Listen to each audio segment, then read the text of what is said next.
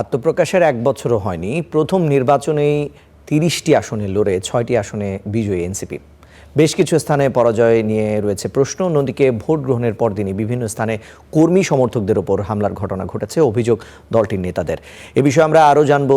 দলটির কেন্দ্রীয় কার্যালয় থেকে আমাদের সঙ্গে যুক্ত হচ্ছেন সহকর্মী ধ্রুব ইকরামুল। ধ্রুব, আপনার কাছে জানতে চাই, নেতারা কি অভিযোগ করছেন, কোন কোন নেতার সমর্থকদের ওপর হামলা হয়েছে এবং তারা কি অভিযোগ করছেন, বিস্তারিত কি তথ্য আছে আপনার কাছে জানাবেন।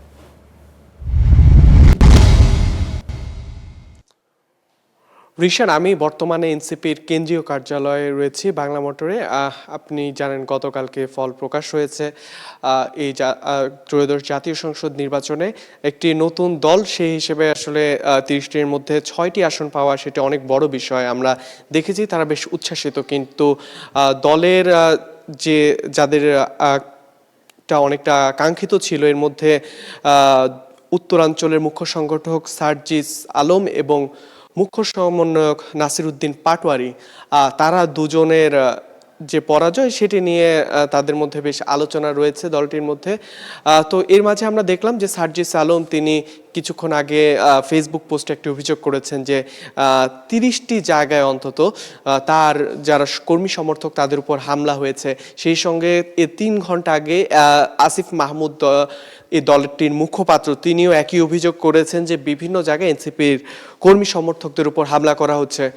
একটু আমার সঙ্গে বর্তমানে রয়েছেন এনসিপির যুগ্ম সদস্য সচিব সালেউদ্দিন সিফাত। আমরা দেখছি যে আপনাদের নেতারা বেশ কিছু অভিযোগ করেছেন। আমরা জয়ের বিষয়ে বেশ উল্লাস দেখেছি, তো এখন কিছু অভিযোগ দেখতে পাচ্ছি, বিষয়টি কি একটু বিস্তারিত যদি বলেন।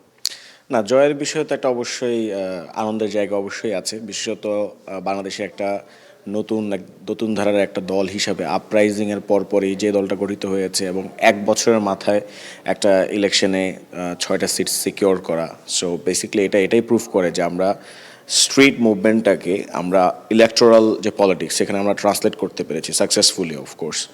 এবং পৃথিবীর অন্য অনেক দেশে যে সকল দেশে আপরাইজিং হয়েছে এবং তার পরবর্তীতে ইলেকশন হয়েছে, সেসব দেশকে যদি আমরা বিবেচনায় আনি তাহলে বলতেই হয় যে বাংলাদেশে আসলে এটা একটা গুরুত্বপূর্ণ ব্রেক থ্রু। এছাড়াও এখন কিছু জায়গায় তো অবশ্যই আমরা কিছু ইরেগুলারিটিসের কথা আমরা বলছি, বিশেষত ঢাকা 8 আসনের কথা। তো এগুলো যথেষ্ট প্রমাণ, যথেষ্ট স্পষ্ট আলামত কিন্তু আমরা ইতিমধ্যে বিভিন্ন জায়গায় দিয়েছি। তো এখন এই ধরনের একটা কম্পিটিটিভ সিচুয়েশন আপনি দেখবেন যে একটা বাংলাদেশের রাজনৈতিক দলগুলোর মধ্যে লেগাসি পলিটিক্স আছে, অর্থাৎ ট্র্যাডিশনাল ফ্যামিলি লেগাসি। আপনি যখন এই ধরনের একটা অ্যাটমসফিয়ারে থাকেন, কিংবা আপনি যদি এখানে একটা ক্লায়েন্ট প্যাট্রন পলিটিক্স আছে, যেটা আবার আমরা করতে পারি না, যেটা ধরেন অন্য দলগুলো করতে পারছে, তো ফলে তাদের একটা গ্রাসরুট লেভেল তাদের ওই ধরনের একটা খুব ডমিনেন্সটা আছে, সেটা ধরেন আমাদের নাই। কিন্তু এই জায়গা থেকে তো আমরা খুবই ভালো করেছি একটা নতুন দল হিসেবে। কিন্তু এখন যেটা দেখা যাচ্ছে এই মুহূর্তে ভেরি কনসার্নিং, সেটা হচ্ছে যে বিভিন্ন জায়গাগুলোতে, বিভিন্ন এলাকাগুলোতে এনসিপির যারা নেতাকর্মীরা আছে তাদেরকে হুমকি ধমকি দেওয়া হচ্ছে, কেউ হামলার শিকার হচ্ছে।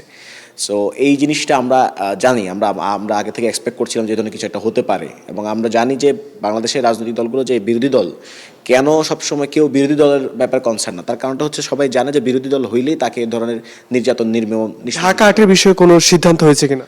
না, সেটা নিয়ে আলাপ আলোচনা চলছে। বাট দেখেন, ঢাকা 8-এ তো অনেকগুলো বিষয় আপনারা দেখতে পেয়েছেন। আমরা দেখতে পেলাম যে ভোটিং ম্যানিপুলেশন একটা বিষয় আছে, যেইখানে আপনার একটা সাদা অংশে সিল দেওয়া হয়েছে, সেটা যেটা অবৈধ, জেনারেলি লিগালি অবৈধ হিসাবে কাউন্টেড হওয়ার কথা, সেটাকেও কিন্তু মির্জা আব্বাস সাহেবের এজেন্টরা গিয়ে ম্যানিপুলেট করে সেটাকে কিন্তু ভোট হিসেবে তারা কাজ করাতে কিন্তু বাধ্য করেছেন। সো এই ধরনের একটা ইস্যু কিন্তু আমরা দেখতে পেয়েছি। এছাড়াও আবার কেন্দ্রের সামনে ফলাফল প্রকাশে বাধা দেওয়ার একটা ব্যাপার কিন্তু আমরা দেখতে পেয়েছি। তো ফলে এটা দেশের জনগণকে বুঝতে হবে, দেশের জনগণ আমাদেরকে অকুণ্ঠ সমর্থন দিয়েছে নির্বাচনে। আশা করি যে বাকি জার্নিটাতেও তারা আমাদের সাথে থাকবে। অসংখ্য ধন্যবাদ। আমরা কথা বলছিলাম সালেউদ্দিন সিফাতের সঙ্গে। এবং আরেকটি বিষয় আপনাদের জানিয়ে রাখতে চাই, 11 দলীয় জোটের একটি বৈঠক চলছে এই নির্বাচনকে যে ফলাফল সেটিকে ইস্যু করে। সেই জোটের যে বৈঠক থেকে হয়তো নতুন কোনো সিদ্ধান্ত আসবে, সেই সিদ্ধান্ত আমরা আবারও আপনাদের জানিয়ে দেব। এবং এনসিপির পক্ষ থেকেও রাত্রে 10টার দিকে একটি সংবাদ সম্মেলন। আমরা পরবর্তীতে আপনার সঙ্গে যুক্ত হয়ে আরো তথ্য জানতে চাই। ধন্যবাদ আপনাকে।